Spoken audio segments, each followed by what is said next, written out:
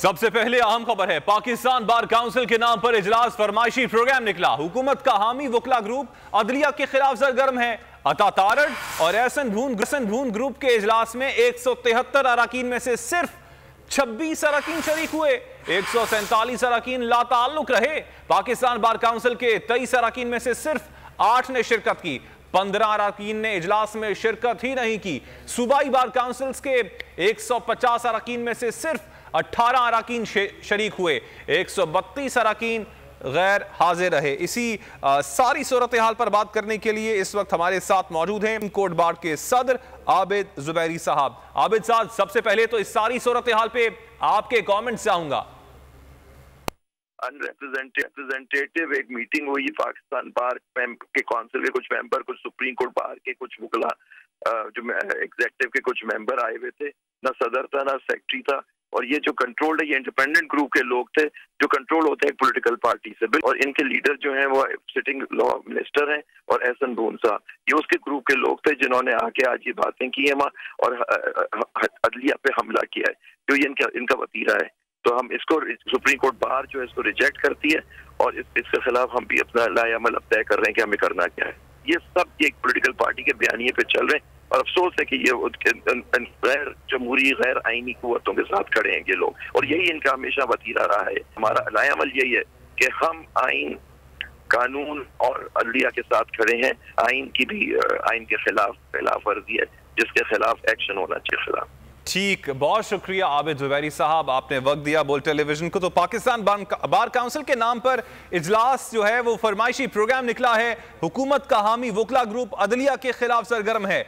अता तारड़ और एहसन भून ग्रुप के इजलास में 173 अरकान में से सिर्फ 26 अरकान ने शिरकत की और 147 अरकान लाताल्लुक रहे। पाकिस्तान बार काउंसिल के अगर बात की जाए तो 23 अरकान में से सिर्फ 8 अरकान ने शिरकत की, 15 अरकान ने इजलास में शिरकत ही नहीं की, और सूबाई बार काउंसिल के 150 अरकान में से सिर्फ 18 अरकान शरीक हुए, 132 अरकान गैर हाजिर रहे। तो पाकिस्तान बार काउंसिल के नाम पर इजलास जो आज मुनक्किद किया गया वो एक फरमाइशी प्रोग्राम निकला, और आपको बताते चलें कि ऐसा लगता है कि हुकूमत का जो हामी ग्रुप है, हामी वकला ग्रुप जो है वो अदलिया के खिलाफ सरगर्म है। अता तारड़ और एहसन भून ग्रुप के इजलास में 173 अरकान में से सिर्फ 26 अरकान ने शिरकत की और 147 अरकान ने ऐलान लाताल्लुकी किया। पाकिस्तान बार काउंसिल के 23 अरकान में से सिर्फ 8 ने शिरकत की, जबकि 15 अरकान ने इजलास में शिरकत ही नहीं की। सूबाई बार काउंसिल के 150 अरकान में से सिर्फ 18 अरकान शरीक हुए, 132 अरकान गैर हाजिर रहे।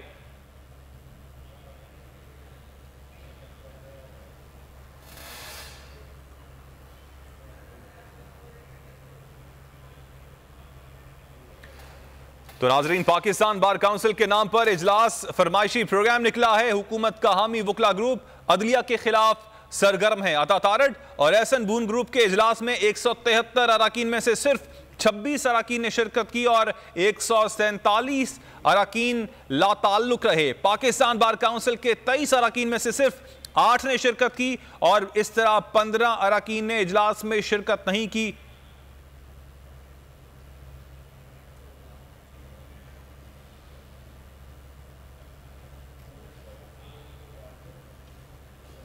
तो नाज़रीन, आपको बता रहे हैं कि पाकिस्तान बार काउंसिल के नाम पर इजलास जो आज मुनक्किद किया गया था वो एक फरमाइशी प्रोग्राम निकला है। हुकूमत का हामी वकला ग्रुप अदलिया के खिलाफ सरगर्म दिखाई देता है।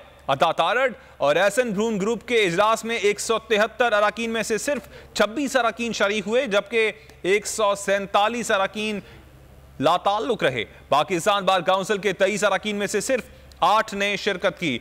और इसी हवाले से मजीद बात करने के लिए इस वक्त हमारे साथ मौजूद है माहिर कानून शुएब शाहीन। बॉस शुएब साहब, आपके वक्त का। शुएब साहब, पाकिस्तान बार काउंसिल के जो नाम पर आज इजलास मुनक्किद किया गया था, इस हवाले से आप क्या कहेंगे? देखिए, मैं समझता हूँ कि लॉ से रिलेटेड पाकिस्तान बार काउंसिल एक बड़ी जिम्मेदार एक बॉडी है, लेकिन वो उन्होंने जो एलामिया जारी किया है और जो उसमें से मिनॉरिटी लोग शामिल हुए हैं, और उन्होंने पूरे पाकिस्तान बार काउंसिल के बिहाफ पे एक एलामिया जारी कर दिया, और जो कि मिनॉरिटी व्यू है, और उसके साथ साथ उन्होंने जो पाकिस्तान में जो एक आईनी बहरान और सियासी बहरान पैदा करने की कोशिश की है PDM की जमातों ने, उसको सपोर्ट किया है। ये बदकिस्मती है हमारे मुल्क की कि वो लोग जो आइन और कानून की बालादस्ती पे यकीन रखना चाहिए था, उनको आइन और कानून के हिसाब से चलना चाहिए था। देखिए, आइन कहता है कि 90 डेज में इलेक्शन होने चाहिए। इन्होंने अपने एलानिये में जो जारी किया है कि जी 1 दिन में इलेक्शन हो और आउट ऑफ कोर्ट या पार्लियामान के अंदर या पार्लियामान के बाहर मुज़ाकरात करें, और भाई ये आपका काम नहीं है। आप तो सिंपल बात बताएं, क्या आइन के मुताबिक इलेक्शन 90 डेज आइन कहता है कि नहीं? उसके बारे में कोई राय नहीं है।